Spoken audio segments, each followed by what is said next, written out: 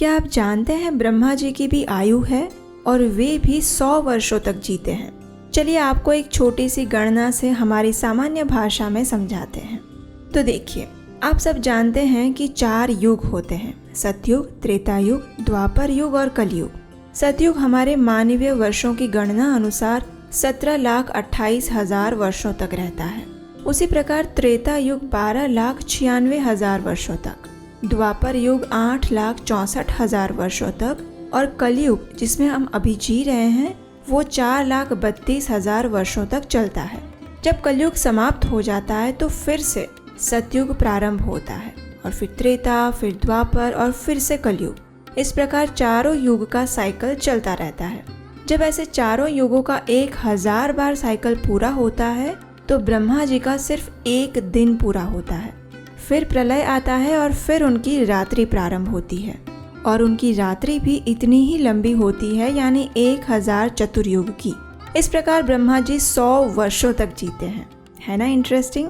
लेकिन जब ब्रह्मा जी का एक दिन पूरा होता है तो फिर एक प्रलय आता है और तीनों लोग उसमें समाविष्ट हो जाते हैं।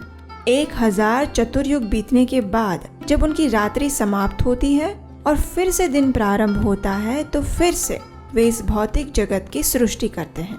तो आज की कथा में हम उसी विषय की चर्चा करेंगे कि किस प्रकार ब्रह्मा जी का जन्म होता है और वे सृष्टि की रचना करते हैं। ये जानकारी हमें श्रीमद् भागवतम के 3 स्कंद में प्राप्त होती है, जहाँ मैत्रेय ऋषि विस्तार पूर्वक विदुर जी को सृष्टि की रचना के विषय में बता रहे थे। ये उस समय की बात है जब ब्रह्मा जी का दिन समाप्त हो रहा था और उनकी रात्रि प्रारंभ होने वाली थी। अचानक ही भगवान संकर्षण, जो कि अपने फनों पर इस पूरे ब्रह्मांड को धारण करते हैं, उनके मुख से प्रलय अग्नि प्रज्वलित हो उठी। ऐसी अग्नि जो तीनों लोकों को नष्ट कर देती है। उसकी लपटें तीनों लोकों में फैल चुकी थी। इस अग्नि के ताप से बचने के लिए भृगु आदि ऋषि एवं महर लोक के निवासी जनलोक में रहने के लिए चले गए और फिर प्रारंभ हुआ इस सृष्टि का प्रलय।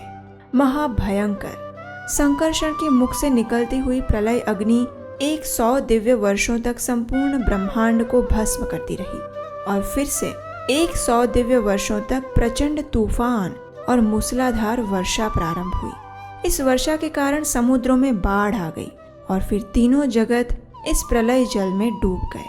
सूर्य और चंद्रमा ने अपना तेज खो दिया और फिर प्रलय जल के ऊपर भगवान विष्णु अनंत शेष पर योग निद्रा में लेट गए। अब आप सोच रहे होंगे कि अगर सब कुछ नष्ट हो गया तो फिर हम सब बद्ध जीवात्माएं कहाँ चली गई, हमारा क्या हुआ? क्योंकि आत्मा तो अमर है ना, उसका तो नाश नहीं होता। तो देखिए, जब प्रलय जल में सब कुछ नष्ट हो गया तो सभी बद्ध जीवात्माएं अपने अपने सूक्ष्म शरीर के साथ महाविष्णु के शरीर में प्रविष्ट हो गई और इस प्रकार 1000 चतुर्युग बीत गए। ब्रह्मा जी की रात्रि समाप्त हो गई। अब फिर से ब्रह्मा जी का दिन प्रारंभ होने वाला था और इस सृष्टि की रचना होने वाली थी। ये सभी जीवात्माएं अपने अपने सूक्ष्म शरीर के साथ फिर से भगवान श्री विष्णु के शरीर से बाहर आने लगी और उनके साथ अपने अपने पूर्व कर्म और इच्छाओं का सूक्ष्म आवरण भी था। अपनी इस दूषित अवस्था के कारण वे सभी जीवात्माएं नीले रंग की दिख रही थी। अब भगवान विष्णु इन सभी बद्ध जीवात्माओं के संयुक्त कर्मों पर अपना ध्यान एकाग्र करने लगे और उसी समय उनकी नाभि में एक छिद्र हुआ, जहां से सूक्ष्म सृष्टि के रूप में एक कमल प्रस्फुटित हुआ। जैसे ही ये कमल प्रकट हुआ, उसने चारों ओर एक दिव्य प्रकाश बिखेर दिया और प्रलय के जल को सोख लिया। अब उस समय गर्भोदकशाही विष्णु ने परमात्मा स्वरूप में अपना विस्तार किया और उस कमल में प्रवेश कर दिया और इस प्रकार ब्रह्मा जी का जन्म हुआ। जन्म होते ही ब्रह्मा जी अपने जन्म के स्रोत को ढूंढने के लिए चारों दिशाओं में देखने लगे, इसलिए उन्हें 4 सिर प्राप्त हुए। अब उनकी जिज्ञासा और बढ़ने लगी, क्योंकि चारों ओर तो शून्य अवकाश फैला हुआ था ना। इसलिए उन्होंने सोचा कि मैं जिस कमल से आया हूँ उसी के अंदर जाकर देखता हूँ कि इसका प्रारंभ आखिर कहाँ से हो रहा है। ये सोचकर ब्रह्मा जी ने उस कमल की खोखली डंडी में प्रवेश किया और नीचे की ओर जाने लगे। लेकिन आश्चर्य की बात ये हुई कि भगवान विष्णु की नाभि तक पहुंच जाने के बाद भी ब्रह्मा जी नहीं समझ पाए कि आखिर उनका उद्भव कहाँ से और कैसे हुआ है। इसलिए थक हार के वे वापस अपने कमल आसन पर आ गए। अब उन्होंने पूर्ण पुरुषोत्तम भगवान के ऊपर ध्यान लगाना प्रारंभ किया। इस प्रकार उन्होंने 100 दिव्य वर्षों तक तपस्या की और फिर उनके समक्ष प्रकट हुए पूर्ण पुरुषोत्तम परम भगवान। जब ब्रह्मा जी ने शेष नाग की श्वेत देह पर विश्राम करते हुए गर्भोदकशायी विष्णु को देखा तो उनके दैदीप्यमान सुंदर स्वरूप को देखकर वे अभिभूत हो गए और वे समझ गए कि उनके समक्ष और कोई नहीं अपितु स्वयं भगवान उपस्थित है। उसके बाद जब उन्होंने सृष्टि के 5 कारक यानी भगवान विष्णु की नाभि, कमल पुष्प, प्रलय जल, शुष्क वायु तथा आकाश को देखा तो वे रजोगुण से आवेशित हो गए। भगवान के दर्शन मात्र से ही उनके समस्त संशयों का नाश हो गया। उन्हें अपने जीवन के उद्देश्य का पुनः स्मरण हो आया और फिर एक बार सृष्टि की रचना करने के लिए वे स्वयं को तैयार करने लगे।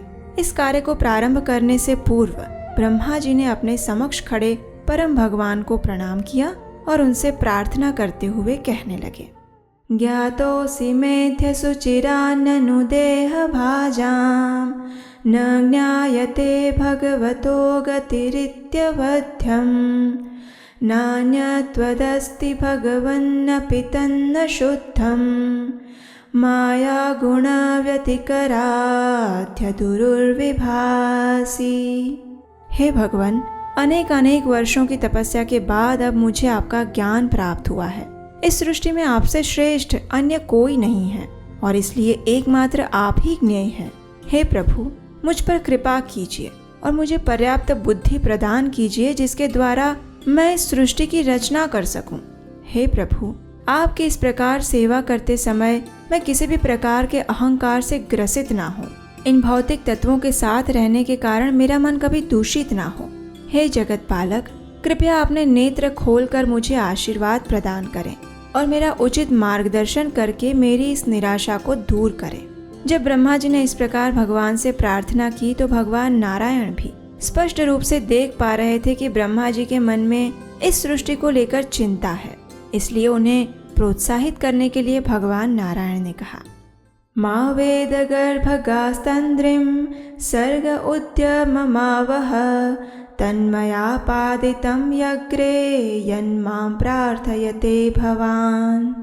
हे ब्रह्मा जी, निराश मत होइए। आपकी सारी इच्छाएं पहले ही पूर्ण कर दी जा चुकी है। मेरा ध्यान करते हुए स्वयं को भक्ति पथ पर स्थित करें और सारा ज्ञान आपके हृदय में प्रकाशित हो जाएगा। इस प्रकार सृष्टि रचना का इस महान कार्य संपन्न करें। मेरी कृपा से आप कभी भी अपने कार्य में असफल नहीं होंगे। यदि आप अपने चित्त को मुझ में स्थिर रखेंगे तो तथाकथित भौतिक कार्य करते समय भी आप रजोगुण से प्रभावित नहीं होंगे। मैं आपकी प्रार्थनाओं से अति प्रसन्न हूँ। अब आप अपना कार्य आरंभ करें। इस प्रकार मधुर वचन कहकर भगवान वहां से अंतर्धान हो गए और फिर ब्रह्मा जी ने सृष्टि की रचना के पूर्व फिर से एक बार 100 दिव्य वर्षों तक तपस्या की। उसके बाद उन्होंने फिर एक बार इस सृष्टि की संपूर्ण रचना की। तो ये थी पुरुषोत्तम मास में ब्रह्मा जी के जन्म की कथा। अगर आज की ये कथा आपको अच्छी लगी है और अगर आप पहली बार हमारे चैनल पर आए हैं तो इसे सब्सक्राइब कर लीजिए, क्योंकि इस पुरुषोत्तम मास में हम आपके लिए ऐसी ही सुंदर और प्रमाणभूत भागवतम कथा का भंडार लेकर आने वाले हैं। तो तैयार हो जाइए इस पुरुषोत्तम मास को भगवान श्री हरि की कथा श्रवण से पूर्ण बनाने के लिए। और हम आपसे मिलेंगे बहुत जल्द एक और अन्य कथा के साथ। हरे कृष्णा।